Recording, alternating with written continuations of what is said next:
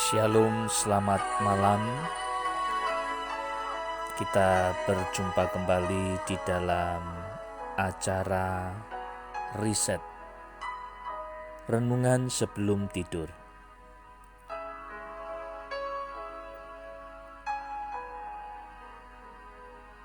Mari kita merenungkan satu peristiwa yang terjadi di Taman Getsemani ketika dalam pergumulan yang berat Tuhan Yesus berdoa di Taman Getsemani. Di dalam Injil Matius pasal 26 ayat 39 dituliskan demikian, maka ia maju sedikit, lalu sujud dan berdoa, katanya, "Ya Bapakku, jikalau sekiranya mungkin, biarlah cawan ini lalu daripadaku, tetapi janganlah seperti yang ku kehendaki, melainkan seperti yang Engkau kehendaki." Ada satu pelajaran yang luar biasa dari doa Tuhan Yesus di Taman Getsemani ini. Dalam pergumulan yang berat, dan bahkan penulis kitab Injil Matius mengatakan bahwa Yesus seperti mau mati rasanya. Sedemikian berat pergumulan yang dia alami. Dia pun mengajak 3 murid intinya, Petrus, Yohanes, dan Yakobus, dengan tujuan supaya mereka menjadi sahabat doa yang menopang di dalam doa ketika Yesus menghadapi pergumulan. Namun di dalam kisah Alkitab kita membaca 3 muridnya ini justru tertidur lelap. Yesus bergumul seorang diri. Dia berdoa kepada Bapanya, "Sekiranya mungkin ya Bapa, cawan ini lalu daripadaku. Namun bukan kehendakku yang jadi, biarlah kehendak-Mu saja yang jadi." Saudara yang dikasihi Tuhan, ada satu pelajaran yang indah yang tersirat dari doa Tuhan Yesus ini, yaitu ketika di dalam menghadapi pergumulan yang berat sekalipun, Yesus berdoa menyerahkan seluruh pergumulannya kepada Bapa.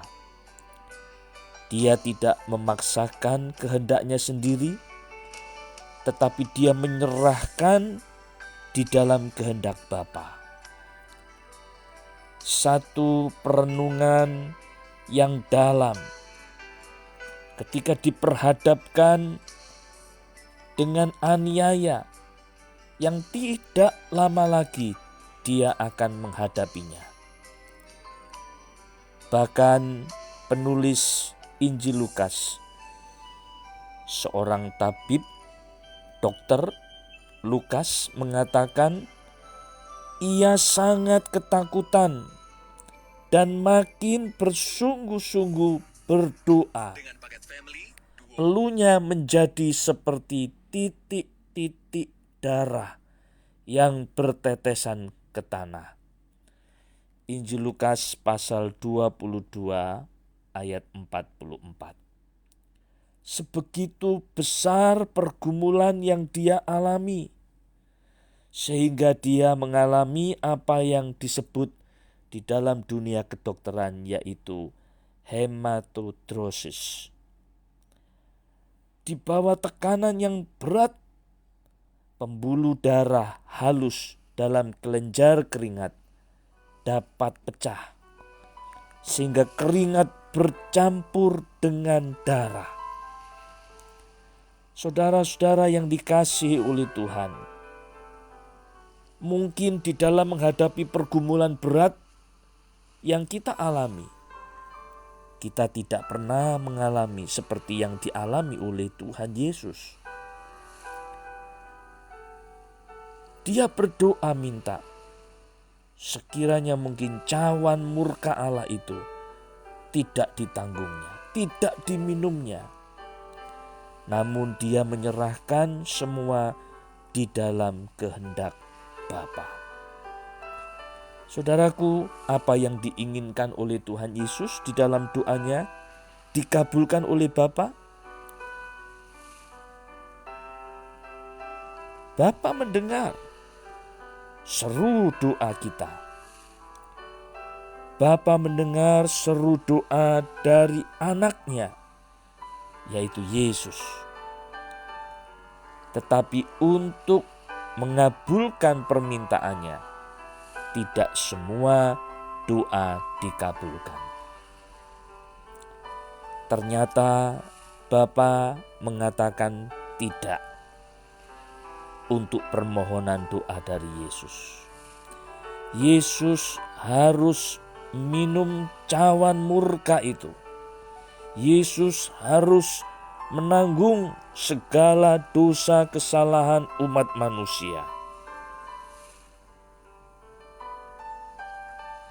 Dan ketika dia menghadapi semuanya itu, dia menyerahkan di dalam kehendak Bapanya. Karena dia percaya bahwa kehendak Bapanya itulah yang terbaik di dalam hidupnya. Saudara-saudara yang dikasihi Tuhan, terkadang kita menginginkan sesuatu dan kita minta kepada Tuhan, namun ketika Tuhan tidak mengabulkan permintaan kita marah sama Tuhan. Kita jengkel, bahkan kita tidak setia lagi mengikut Tuhan. Ingat, tidak semua yang kita minta di dalam doa selalu dikabulkan oleh Tuhan. Tetapi percayalah bahwa sekalipun apa yang kita minta tidak dikabulkan, rencana dan keputusan Tuhan itu yang terbaik bagi kita. Mungkin untuk sesaat dalam jangka waktu pendek kita tidak mengerti mengapa Tuhan tidak mengabulkan keinginan kita. Namun seiring dengan berjalannya waktu, kita akan melihat, kita akan mengalami betapa kasih-Nya Tuhan atas hidup kita. Sehingga apa yang kita pandang tidak baik, ternyata itu yang terbaik yang Tuhan berikan bagi kita. Karena itu mari kita belajar menyelaraskan keinginan kita yang kita bawa di dalam doa, seirama dengan keinginan hati Bapa. Jika keinginan kita tidak terkabulkan, bukan berarti dia jahat, tetapi dia memberi yang terbaik bagi kita.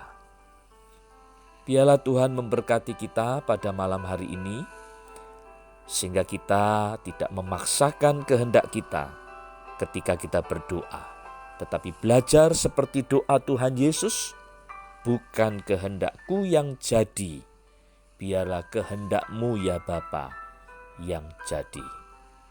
Amin. Mari kita berdoa. Kami bersyukur untuk malam hari ini ya Tuhan, karena kami dapat kembali merenungkan akan firman-Mu dan sekaligus belajar dari teladan doa Tuhan Yesus di Taman Getsemani.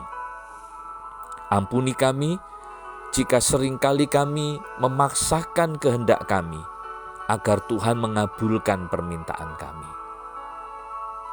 Jika tidak dikabulkan, kami percaya bahwa itu yang terbaik yang Tuhan nyatakan bagi kami.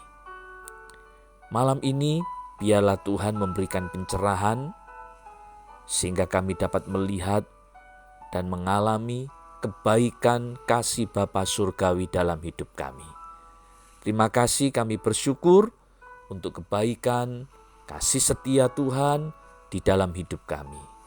Kami nikmati istirahat malam ini di dalam nama Tuhan Yesus Kristus. Haleluya. Amin. Selamat malam. Selamat beristirahat. Tuhan memberkati. Dan besok kita bisa dapat beribadah, baik yang beribadah secara tatap muka maupun online, untuk merayakan ibadah Jumat Agung kematian Tuhan Yesus Kristus di atas kayu salib. Tuhan memberkati kita semua.